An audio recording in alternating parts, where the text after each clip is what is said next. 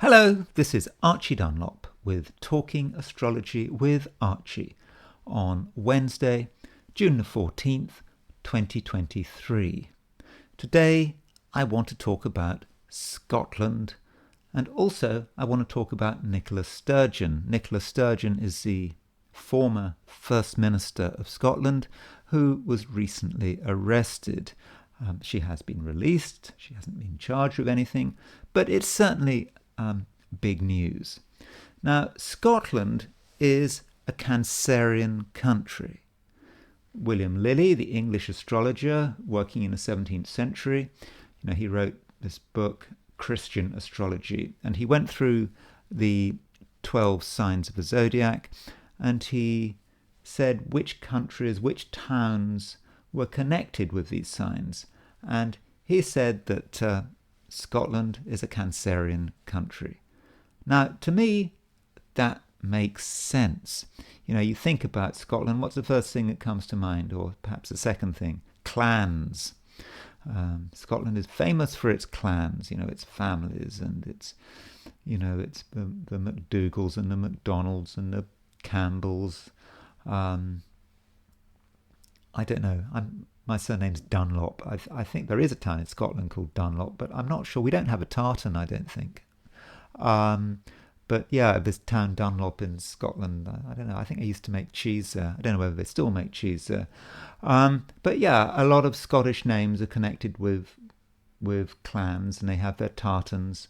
And in the past, they had their rivalries.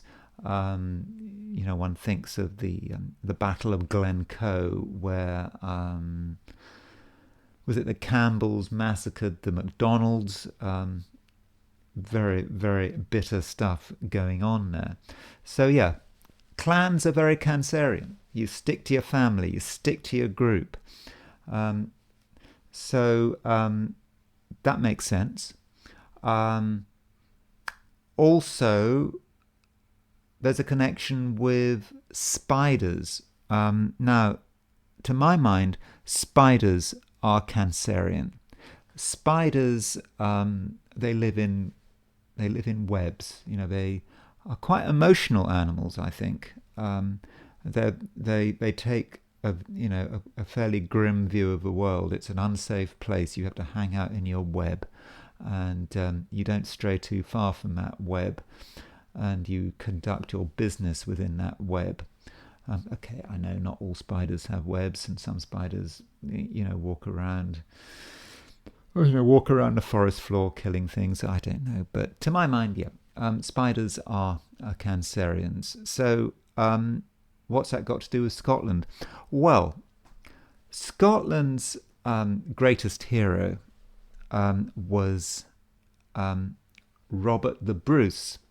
And Robert the Bruce, he defeated the English at the Battle of Bannockburn. And Robert the Bruce was born on the 11th of July, 1274, which makes him a Cancerian. Now, according to the legend, he was in real trouble. He couldn't get his campaign against the English together. I think he might have been on the verge of giving up. And he was looking at a spider. And the spider was trying to build a web. And it kept trying. And in the end, it succeeded. And Robert the Bruce, this Cancerian, born on 11th of July, 1274, was inspired by this spider, and this encouraged him, according to the legend, to continue the fight. And then he went on to get an army together and defeat the English at the Battle of Bannockburn. And the Battle of Bannockburn took place between the 23rd and 24th of June, 1314. In other words, the Battle of Bannockburn took place when the sun was in Cancer, and that is appropriate. The Battle of Bannockburn was Scotland's finest hour. Maybe it wasn't, but with my limited knowledge of Scottish history, that seems to me to be its finest hour. And another Cancerian who has done kind of well in Scotland is its former First Minister, Nicola Sturgeon. And now let's have a look at her chart. Nicola Sturgeon. She was born on June the 14th. Sorry, that's when's today's date. Nicola Sturgeon.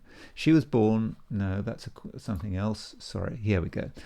Nicola Sturgeon. She was born on July the 19th, 1970, at 3:16 p.m. in Irvine, Scotland.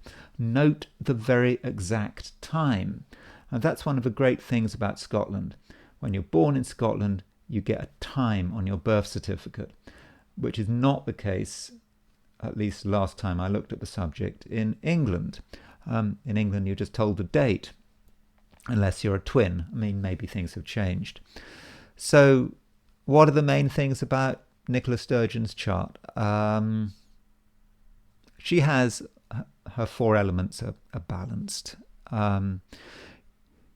You can see that most of her planets are above the horizon. And so she's someone who wants attention. She wants to push herself out into the outside world. She wants to get noticed. So it's perhaps not surprising that she got involved in politics. And I think she's been involved in nationalist politics from a very young age. There's a poor moon at the okay, Neptune's below the horizon, but there's a moon kind of on its own below the horizon, which reminds us of a bit of Prince Harry's chart. You know, his chart is all up in the air with the moon trying to desperately trying to anchor it. So it might be quite difficult for Nicola Sturgeon to find that anchoring. That moon does seem a little vulnerable. Although in a female chart, you know, I know she's a Cancerian because her sun is in Cancer, but in a female chart, the moon sign is arguably more important than the sun sign. Moon in Aquarius, she does things her way. Moon is in a fixed sign, so she's, you know, quite stubborn. Once she decides she wants to do something, she kind of is. She won't listen. I mean, I think she got herself into a hole recently, well, just before she resigned as First Minister, over there was a transgender prisoner, originally biologically a man, but she transitioned to being a woman, and there was a question of whether or not he should be in a female prison, and it was a major mess for the Scottish nationalists. But she wouldn't compromise, and I think that caused her a lot of damage. And the lack of compromise, you can see that with the fixed sign, she's got Mercury and Mars in Leo, right at the top of the chart. You know, here is a woman who wants to be in control. You know, that Mars, it's ruler of her Scorpio ascendant.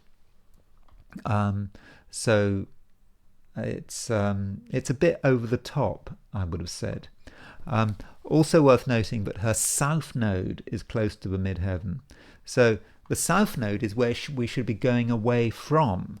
And, you know, if you look at her political career, it's quite a dramatic rise.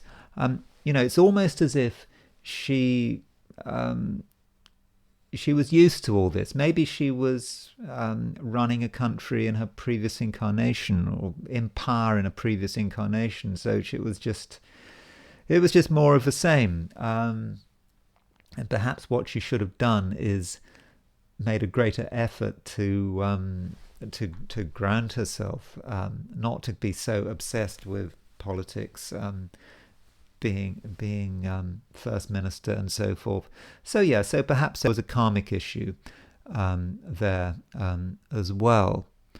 But I mean, I don't really relate to this chart. It's not a chart that I really want to spend a long time on. But in a way, the Eastern chart, her Hindu chart, is arguably a little more interesting, at least in terms of timing thing. And it's also a chart that I found quite difficult. I really battled over it. So let me show you what I mean and what sort of issues I was having with this chart. So if we look at the chart,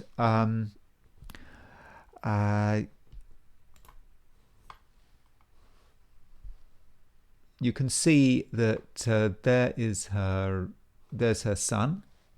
In the Hindu chart, this is the ascendant, it's in the 10th house. Her sun is in Cancer in her Eastern chart and in her Western chart.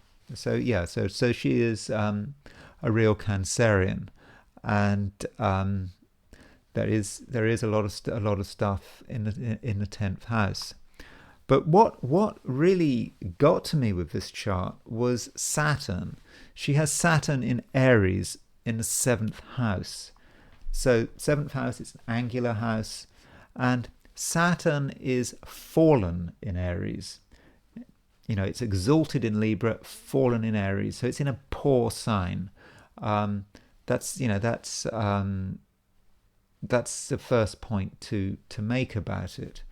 And so I was thinking, when she entered a a major period ruled by Saturn, things should collapse pretty quickly.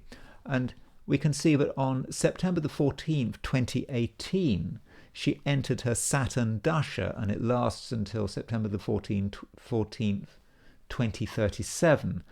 And I was thinking, oh, well, that's got to be it. I mean, her career's got to be over. And I wrote on my blog, I said, I suggested that the Scottish Nationalist Party get rid of her as soon as possible if they really, if they wanted independence, if they wanted to maintain their position, their preeminent position, they needed to get rid of her. That was my view. But she went from strength to strength. She kept winning elections. It got to the stage, where Scotland was pretty much a one-party country. She controlled everything. Okay, I think they're in a coalition with the Greens, isn't that right? But this wasn't the sign of a sudden downfall that I was kind of expecting with the beginning of her Saturn Dasha. So what went wrong? Why didn't it happen immediately? Well, I think there are two things to say. Firstly, in Indian astrology, if you live to 120 years, which is the sort of Indian maximum life, you divide your life up into 9 periods ruled by one of the 9 planets. That's Moon, Sun through to Saturn, plus Rahu and Ketu, North and South Node. And then each of these 9 periods are subdivided into 9 further periods. So that would give you 81 sub-periods altogether. And there is an idea that when you move into a dasha, the full effects don't actually happen until the second sub-period. So you can see that on September the 17th, 2021, she entered the second sub-period. I think that was probably the beginning of the end, and all these problems have happened for her during this second sub period. I mean, they took a bit of time to develop, but so she entered her, but it certainly wasn't immediate. She entered her second sub period in September 2021. And she remained a Scottish First Minister until the end of March 2023. So it wasn't immediate. One person commented when I wrote this on my blog, talking about Saturn. They pointed out that Saturn has Dikbala. Now, Dikbala in Indian astrology is directional strength. And different houses have different implications for different planets. And Saturn has directional strength in the 7th house, and you will see that she's got Saturn in the 7th house. So Saturn had a certain amount of strength there, and it perhaps took a long time for the fact that it was in Aries to overwhelm her. So in the end she fell from grace, but I just don't feel I was able to make a good prediction for there. I was just focusing too much on that changeover to the Saturn Dasha that took place in 2018. Anyway, that's all I'm going to say on the subject of Scotland and Nicola Sturgeon. So I will now talk about today's astrology. So today is Wednesday, June 14th, 2023. As usual, this chart is set for New York, midday. So what's going on? There is a conjunction today between the Moon and Jupiter. We should feel it more at the beginning of the day. Moon-Jupiter conjunctions are about being successful, about being happy, about being spontaneous. So at the beginning of the day, we may get out of bed the right side. It may feel that everything's going our way. But we really need to, if possible, wrap things up as early as possible, because the Moon, having made its conjunction to Jupiter, it makes a square to Venus and it makes a square to Mars. So Moon square Venus. Okay, that might sound nice because Moon, Venus, the two feminine planets coming together, but Moon square Venus, it can be a bit lazy. It can possibly incline us to spend money we don't need to spend. So today, don't go on shopping sprees. Don't buy things because they look nice. I mean, they may look nice today, but when you take them home, they're not going to look so good. So avoid buying things unless it's really essential.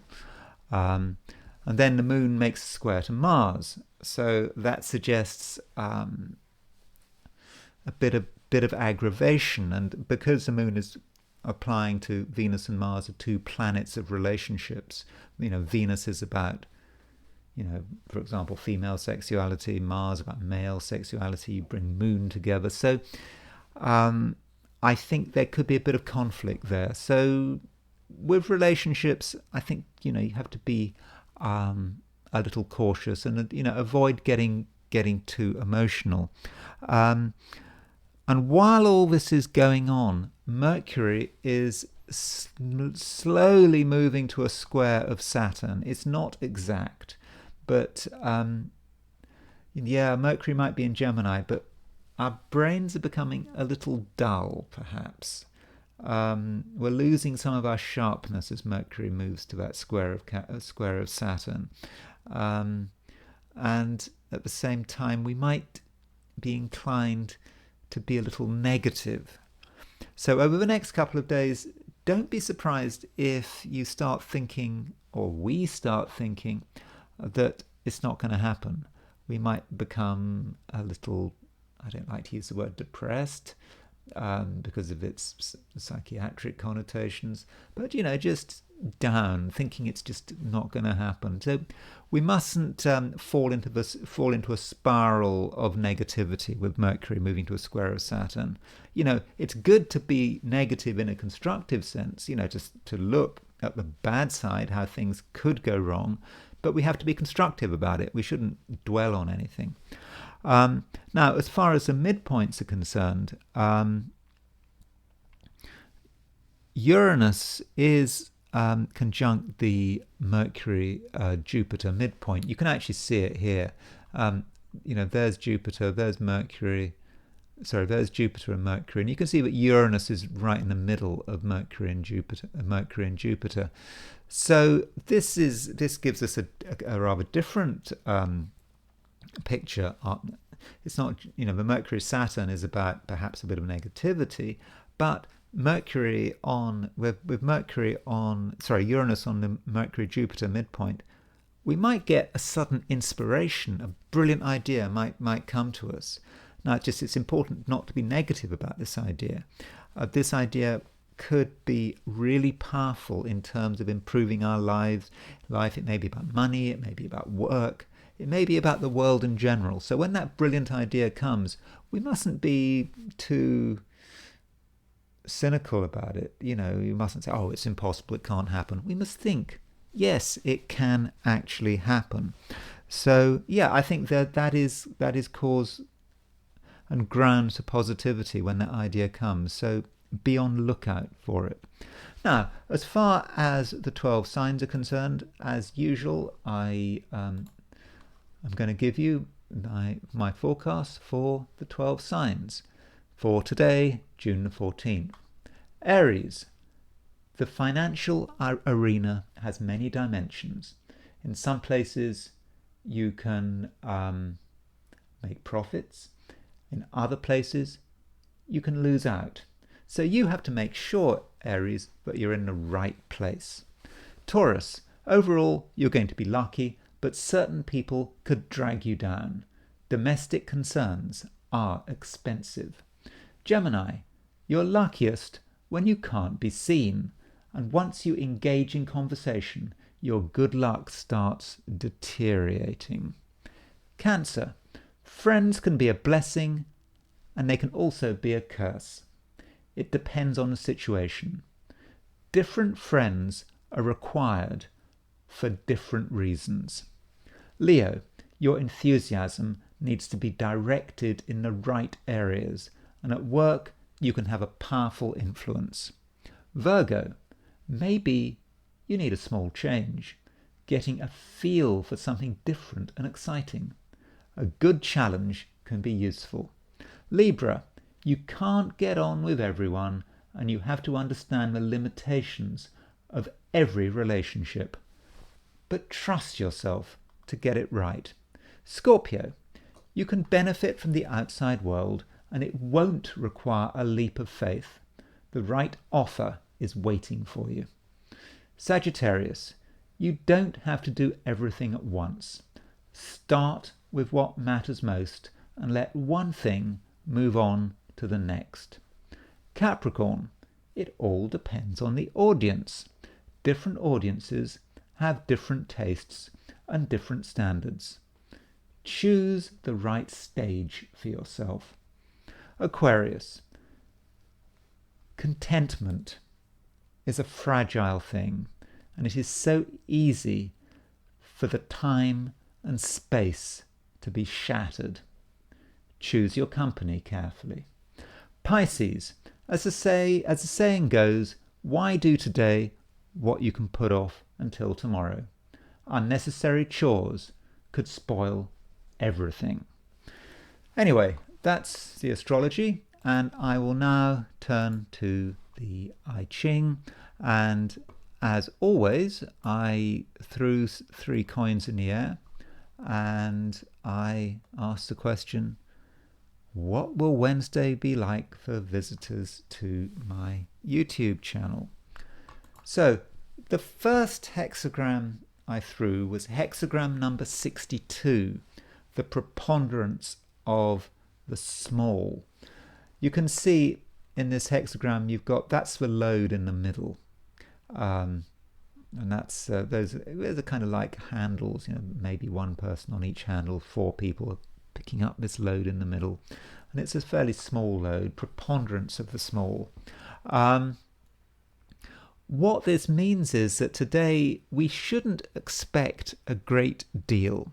We must be satisfied with small gains. We can't expect a great deal to happen, and if we try to get big gains for ourselves, then we could end up in a really bad situation. Things might break, we might exhaust ourselves, and it's bad. And this hexagram moves. This third line breaks. So what's that about? Well, there's a bit of caution required. I would put it like this. Just because you are right doesn't mean you are safe. You know, we might think that we're completely right. And that because we're right, nothing can stop us. I mean, this probably happens in business. People think they've got this absolutely amazing business idea or this invention that's going to beat the world, and they think that's enough. It's so good, maybe it doesn't have to be advertised, or it's so good we don't have to worry about competitors. No, we have to, with the preponderance of the small, we need to not be over optimistic. We have to take it one step at a time. And if we have a certainty that we are right, we shouldn't assume that rightness is going to take us everywhere. No, we have to work on our rightness and not make assumptions. And this hexagram does move, as I've just said. The third line moves, and it moves to where does it move to? It moves to enthusiasm, number 16. Now, enthusiasm, you think, oh, just being excited about something. I don't think that's what the I Ching really means. I think what the I Ching means is that we've got to venerate the past. We've got to get excited about the past. We've got to celebrate the past, because by celebrating the past, who we are, our history, our ancestors, we are grounding ourselves. And perhaps that's how it links with the preponderance of the small. We've got to understand our place in the grand scheme of things. We've got to ground ourselves in our family and our history, and by so doing, the universe will smile upon us. And then we'll be in a position to take our rightness, that one thing we know we're right about, but which we're possibly not strong enough to actually put into action, that we can take our fundamental rectitude and turn it into something really great and something that can grow as time passes. Anyway, that's all I'm going to say for today.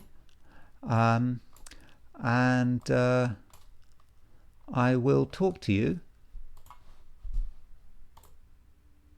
tomorrow.